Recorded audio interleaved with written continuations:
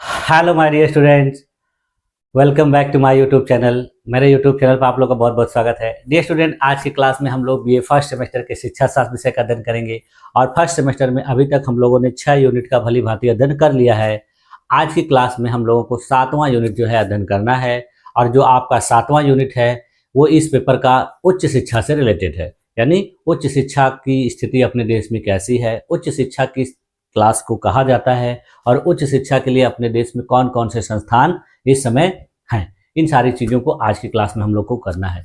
आप लोग का देखिए टोटल 8 यूनिट पढ़ना था, जिसमें से आज देखिए आपका ये 7वां यूनिट कंप्लीट हो जाएगा। इसके बाद 1 यूनिट और बचा रहेगा और उसके साथ आपका सिलेबस पूरा हो जाएगा। और कई यूनिवर्सिटियों में देखिए एग्ज़ाम का जो डेट है वो भी डिक्लेयर हो चुका है, तो आपका जो सिलेबस है एग्ज़ाम से पहले पूरा हो जाएगा। तो चलिए आज की क्लास को शुरू किया जाए। आज की क्लास किससे रिलेटेड है? हायर एजुकेशन, और ये 7वां यूनिट है यानी उच्च शिक्षा। आपके पेपर का नाम क्या है? शिक्षा की अवधारणात्मक रूपरेखा। तो ये सारी चीजें मैं आप लोग को कई बार बता चुका हूं। तो चलिए आज की क्लास को शुरू करते हैं। हाँ देखिए, हम लोग क्या पढ़ रहे हैं? बीए फर्स्ट सेमेस्टर शिक्षा शास्त्र, और फर्स्ट सेमेस्टर में आज आपका 7वां यूनिट है और 7वां यूनिट किस नाम से है? जो है आपका उच्च शिक्षा, हायर एजुकेशन। तो सबसे पहले हम लोग देख लेते हैं हायर एजुकेशन होता क्या है, इसकी कॉन्सेप्ट को। ठीक, देखिए संकल्पना यानी कॉन्सेप्ट। तो देख, उच्च शिक्षा से तात्पर्य उच्च शिक्षा से है, उस शिक्षा से है जो माध्यमिक शिक्षा के बाद दी जाती है। यानी ऐसी शिक्षा जो हमें माध्यमिक शिक्षा के बाद यानी क्लास 12 के बाद जो शिक्षा प्रदान की जाती है वो शिक्षा कैसी शिक्षा कही जाती है? उच्च शिक्षा। यह शिक्षा विश्वविद्यालयों, महाविद्यालयों, तकनीकी संस्थानों, अनुसंधान संस्थानों तथा व्यावसायिक संस्थाओं के माध्यम से दी जाती है। यानी इस प्रकार की शिक्षा आपको कहाँ मिलती है? विश्वविद्यालय, महाविद्यालय, तकनीकी संस्थान, अनुसंधान संस्थान और व्यावसायिक संस्थान। इस स्तर पर विद्यार्थियों को किसी विशिष्ट विषय में गहराई से अध्ययन करने, अनुसंधान करने तथा समाज और राष्ट्र के विकास में योगदान देने हेतु तैयार किया। इस शिक्षा का मकसद क्या होता है कि किसी विशेष विषय में आपको दक्ष बनाना है, कुशल बनाना है और देश या राष्ट्र के विकास में योगदान देने हेतु आपको योग्य बनाना है। इसके बाद देखिए, उच्च शिक्षा जो है किसी भी देश के सामाजिक, आर्थिक, सांस्कृतिक और वैज्ञानिक विकास की आधारशिला भी होती है। यानी उच्च शिक्षा का देखिए ये काफ़ी महत्व है, क्योंकि ये बहुत ज़्यादा प्रभावित करती है किसी देश का सामाजिक, आर्थिक, सांस्कृतिक और वैज्ञानिक विकास। माध्यमिक शिक्षा के बाद प्राप्त यह शिक्षा व्यक्ति को केवल ज्ञान ही नहीं देती, बल्कि उसे विचारशील, कुशल, जिम्मेदार और उत्पादक नागरिक भी बनाती है।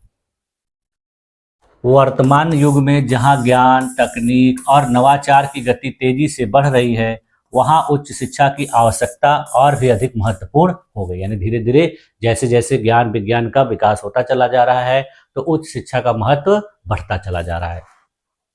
सरल शब्दों में देखिए इसको क्या कहा जाता है कि उच्च शिक्षा वह है जो व्यक्ति को ज्ञान, कौशल, अनुसंधान क्षमता और बौद्धिक परिपक्वता प्रदान करती है, वही उच्च शिक्षा कहलाती है। देखिए आप लोग देखते होंगे कि इंटरमीडिएट के बाद देखिए आप लोगों ने ग्रेजुएशन बीए करने के लिए सोचा, तो आप बीए में 3 विषय लेकर पढ़ रहे हैं। बहुत से ऐसे स्टूडेंट होते हैं जो बीएससी करते हैं, बहुत से स्टूडेंट जो बीकॉम करते हैं, तो बीसीए करते हैं। तो विभिन्न प्रकार के जो कोर्स होते हैं इसमें देखिए क्या होता है, आपके सब्जेक्ट जो है कम हो जाते हैं और आपको उन कम सब्जेक्ट में बहुत गहराई से अध्ययन करना होता है, उसमें विशिष्टता हासिल करनी होती है।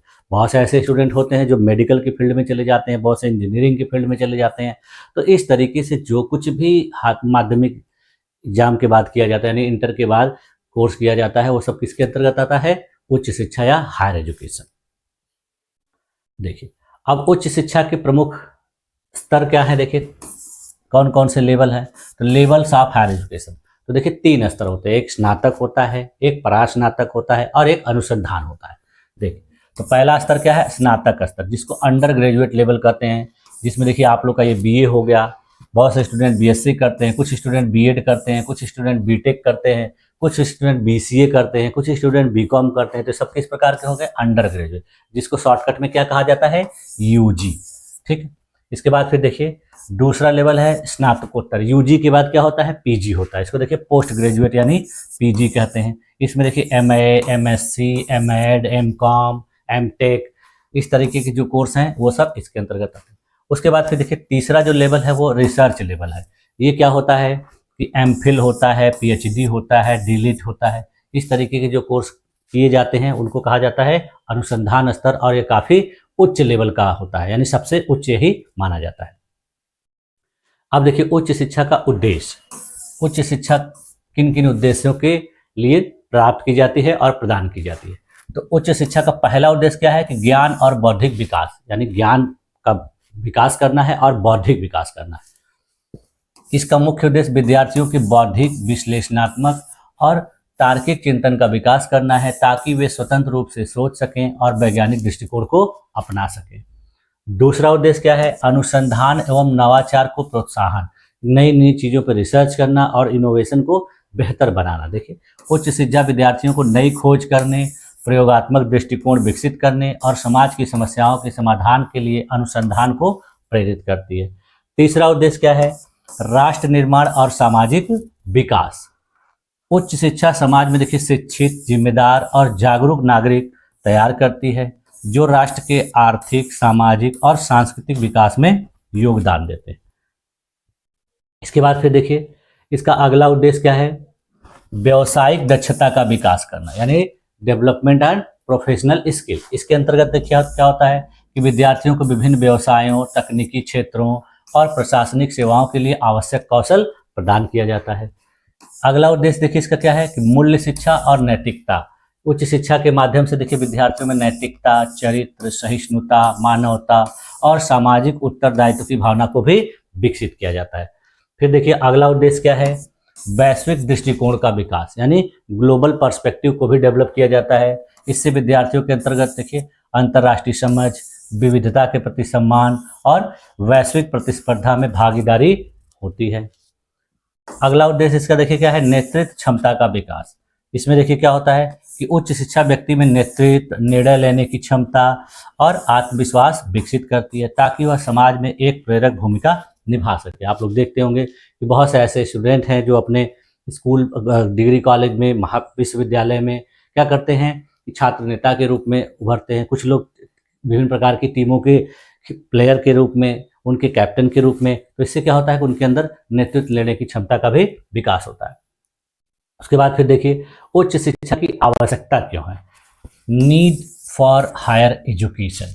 तो देखिए पहली आवश्यकता क्या है, किसी की देश के राष्ट्रीय विकास के लिए उच्च शिक्षा क्या करती है, राष्ट्र को वैज्ञानिक रूप से, तकनीकी रूप से, प्रशासनिक रूप से और प्रबंधन के क्षेत्रों में कुशल मानव संसाधन प्रदान करती है। देखिए अपने देश में जितने भी आप देखिए सर्विसेज देखते होंगे उच्च श्रेणी की, उसमें सब में क्या मांगा जाता है, आपका ग्रेजुएशन। अगर आपको बैंक में जॉब करनी है तो उसके लिए ग्रेजुएशन चाहिए, आपको रेलवे में जॉब करना है बड़े पदों पर तो ग्रेजुएशन चाहिए, आपको कोई भी बड़ी वैकेंसी में अप्लाई करना है जो उच्च पद के लिए होती है तो उसमें मिनिमम क्वालिफिकेशन आपकी क्या होती है, ग्रेजुएशन, स्नातक होना चाहिए। तो इसीलिए देखिए क्या है कि हर क्षेत्र में कुशल मानव संसाधन को, यानी पढ़े लिखे, ट्रेंड, योग्य लोगों को प्रदान करने का काम यही करती है।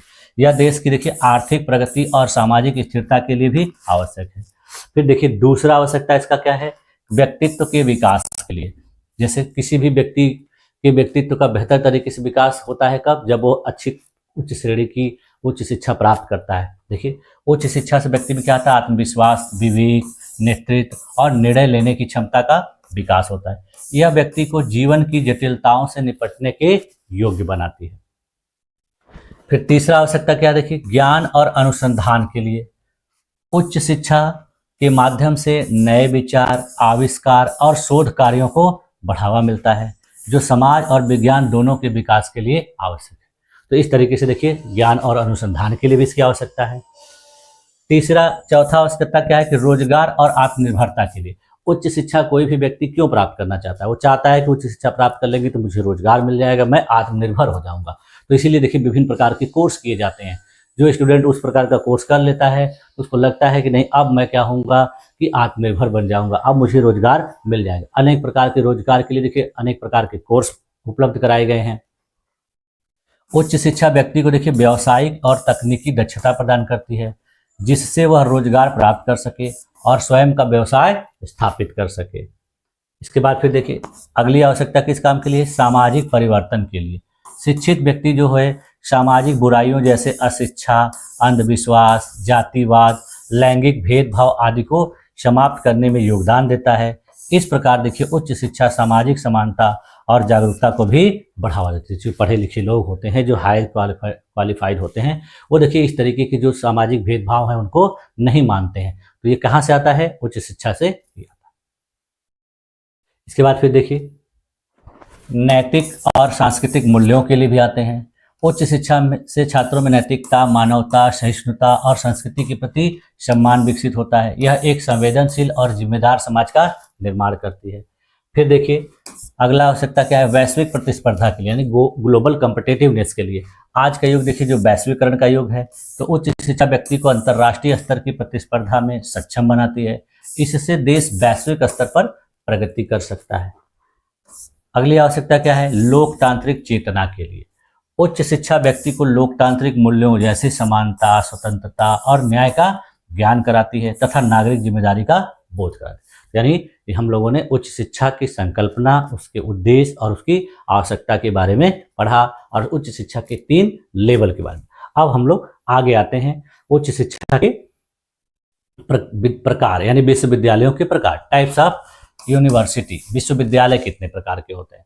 तो देखिए भारत में विश्वविद्यालयों को उनके नियंत्रण, स्थापना और वित्त पोषण के आधार पर विभिन्न श्रेणियों में बांटा गया है। और उन श्रेणियों में देखिए मुख्यतः 4 श्रेणियां हैं। इनका नियंत्रण किसके हाथ में, इनकी स्थापना किस तरीके से हुई है और इनका वित्त पोषण यानी इनको फाइनेंस कौन प्रोवाइड करता है। तो इसके आधार पर देखिए पहला होता है केंद्रीय विश्वविद्यालय, जो सेंट्रल गवर्नमेंट की जिम्मेदारी होती है, सेंट्रल गवर्नमेंट का होता है। उसके बाद फिर देखिए राज्य विश्वविद्यालय होते हैं, ये राज्य सरकारों के होते हैं। फिर इसमें देखिए निजी विश्वविद्यालय होते हैं, जो किसी निजी पूंजीपति व्यक्ति का होता है। और एक होता है मुक्त विश्वविद्यालय, ओपन यूनिवर्सिटी, ये भी देखिए किसी राज्य या केंद्र सरकार के अधीन होते हैं। ठीक, तो इसमें सबसे पहले हम लोग देख लेते हैं केंद्रीय विश्वविद्यालय, ये क्या होता है? Central university. तो देखिए वे विश्वविद्यालय जो भारत सरकार यानी केंद्र सरकार के द्वारा संसद के अधिनियम से स्थापित किए जाते हैं, उन्हें केंद्रीय विश्वविद्यालय का, यानी ये ऐसे विश्वविद्यालय जिनको भारत सरकार के द्वारा स्थापित किया जाए संसद के कानून के तहत। तो कैसे विश्वविद्यालय होंगे? केंद्रीय विश्वविद्यालय। इनका नियंत्रण देखिए, इनका संचालन और वित्त पोषण केंद्रीय मानव संसाधन विकास मंत्रालय, जिसको हम लोग MHRD के नाम से जानते हैं, उसका नाम अब परिवर्तित करके क्या कर दिया गया है? शिक्षा मंत्रालय। तो उसके द्वारा किया जाता है, यानी इसका कंट्रोल किसके हाथ में रहता है? भारत सरकार के शिक्षा मंत्रालय के। जैसे उदाहरण के लिए देख लिए केंद्रीय विश्वविद्यालय में जैसे दिल्ली विश्वविद्यालय, जवाहरलाल नेहरू विश्वविद्यालय, ये सब देखिए क्या है? केंद्रीय विश्वविद्यालय है। इसके अलावा देखिए उत्तर प्रदेश में बनारस हिंदू विश्वविद्यालय BHU है, अलीगढ़ मुस्लिम विश्वविद्यालय अलीगढ़, हैदराबाद विश्वविद्यालय हैदराबाद, उसी प्रकार से यूनिवर्सिटी ऑफ इलाहाबाद इलाहाबाद में। ये सब कैसे विश्वविद्यालय है? केंद्रीय विश्वविद्यालय। इनकी देखिए मुख्य विशेषता क्या होती है? केंद्रीय विश्वविद्यालय देश के उच्च शिक्षा के मापदंड तय करने में महत्वपूर्ण भूमिका निभाते हैं। उसके बाद देखिए दूसरा जो प्रकार है वो राज्य विश्वविद्यालय का है। तो राज्य विश्वविद्यालय क्या होते हैं कि वे विश्वविद्यालय जो राज्य सरकारों के द्वारा अपने अपने राज्यों के विधानमंडल के अधिनियम से स्थापित किए जाते हैं, उन्हें राज्य के विश्वविद्यालय कहते हैं। यानी वो केंद्र के द्वारा स्थापित किए जाते हैं, ये राज्य के द्वारा स्थापित किए जाते हैं, और कहाँ से? जो विधानमंडल का नियम होता है उसके द्वारा। इनका नियंत्रण किसके हाथ में होता है? तो इनका संचालन और वित्तीय सहायता जो है राज्य सरकार के द्वारा की जाती है, परंतु इन्हें UGC से मान्यता प्राप्त करनी होती है। यानी एक और संस्था है, केंद्रीय संस्था, जो UGC के नाम से जानी जाती है। तो इन जो राज्य स्तर के विश्वविद्यालय होते हैं उनको UGC से मान्यता लेनी होती है। जैसे उदाहरण के देखिए राज्य स्तर विश्वविद्यालय में लखनऊ विश्वविद्यालय, मुंबई विश्वविद्यालय, राजस्थान विश्वविद्यालय, मद्रास विश्वविद्यालय, कलकत्ता विश्वविद्यालय, इस तरह के जो विश्वविद्यालय हैं कैसे विश्वविद्यालय हैं? राज्य स्तरीय विश्वविद्यालय हैं। ठीक, इनकी देखिए मुख्य विशेषता क्या होती है कि राज्य विश्वविद्यालय अपने क्षेत्रीय आवश्यकताओं के अनुरूप शिक्षा और अनुसंधान को प्रोत्साहित करते हैं। यानी जिस राज्य की जैसी आवश्यकता होगी, जैसी जरूरत होगी, उसी प्रकार की शिक्षा उस राज्य के विश्वविद्यालय के द्वारा प्रदान की जाती है। अब देखिए अगला है निजी विश्वविद्यालय, प्राइवेट यूनिवर्सिटी। तो देखिए प्राइवेट यूनिवर्सिटी क्या होती है कि वे विश्वविद्यालय जो निजी संगठन, ट्रस्ट या संस्थाओं के द्वारा स्थापित किए जाते हैं, जिन्हें संबंधित राज्य सरकार द्वारा मान्यता दी जाती है, उन्हें निजी विश्वविद्यालय कहा जाता है। यानी किसी पूंजीपति व्यक्ति के द्वारा, किसी ट्रस्ट के द्वारा इनको स्थापित किया जाता है, उनका सारा खर्च उन्हीं के द्वारा वहन किया जाता है, बस इसको मान्यता उस राज्य सरकार से मिलती है। तो इस तरीके के विश्वविद्यालय क्या हो जाते हैं, निजी विश्वविद्यालय। इनका जो नियंत्रण होता है देखिए निजी प्रबंधन करता है, लेकिन इनको भी यूजीसी की स्वीकृति और नियमों का पालन करना होता है, यानी इनको राज्य सरकार से मान्यता मिलनी चाहिए और यूजीसी से भी मान्यता मिलनी चाहिए, यूजीसी के द्वारा इनको स्वीकृति मिलनी चाहिए और उनको यूजीसी के नियम को पालन करना होता है। जैसे देखिए अपने देश में कुछ निजी विश्वविद्यालय का उदाहरण अमिटी विश्वविद्यालय नोएडा में है, लवली प्रोफेशनल यूनिवर्सिटी पंजाब में है, शारदा विश्वविद्यालय देखिए ग्रेटर नोएडा में है, मणिपाल विश्वविद्यालय कर्नाटक में है। तो इस तरह के ये सब विश्वविद्यालय कैसे हैं, निजी विश्वविद्यालय। इनकी देखिए मुख्य विशेषता क्या है, ये विश्वविद्यालय आधुनिक सुविधाएं, रोजगार उन्मुखी पाठ्यक्रम और उद्योग आधारित शिक्षा प्रदान करते हैं। इसके बाद फिर देखिए चौथा है मुक्त विश्वविद्यालय, जिसको ओपन यूनिवर्सिटी के नाम से जाना जाता है।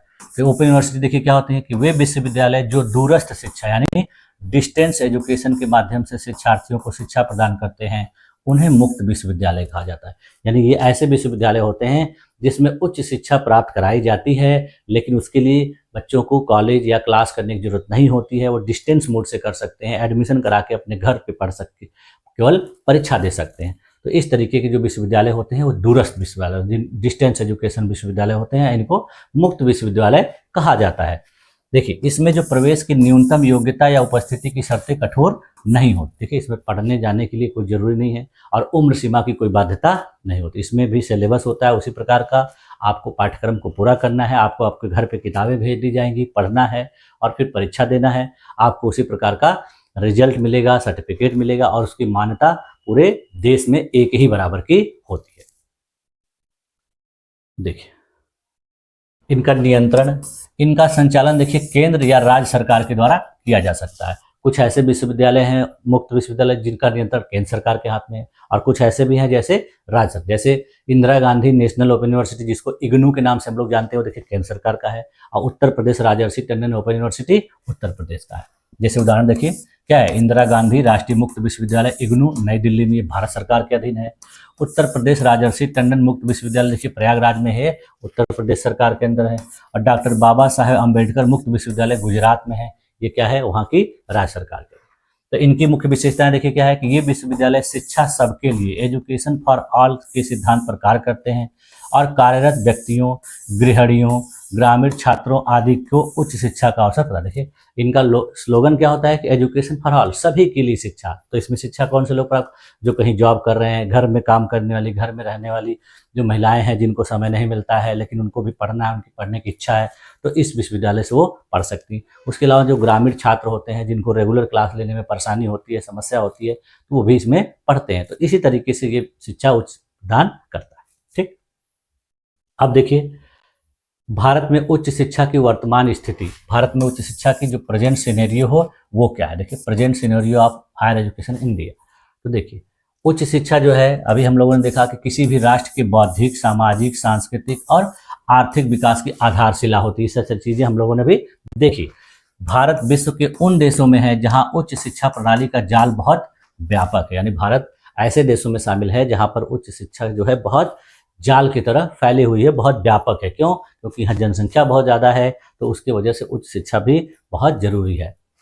आज भारत में देखिए विश्व का तीसरा सबसे बड़ा उच्च शिक्षा तंत्र है, यानी विश्व में 3 सबसे ज़्यादा उच्च शिक्षा वाले देशों में भारत है, जिसमें सबसे पहले कौन सा है, यूएसए है और चीन है, और उसके बाद तीसरे नंबर पर अपना देश आता है। इसका स्ट्रक्चर देख लेते हैं, संरचना। तो देखिए अभी हम लोगों ने देखा कि भारत में उच्च शिक्षा देखिए विश्वविद्यालयों में, महाविद्यालयों में और तकनीकी संस्थानों के माध्यम से दी जाती है।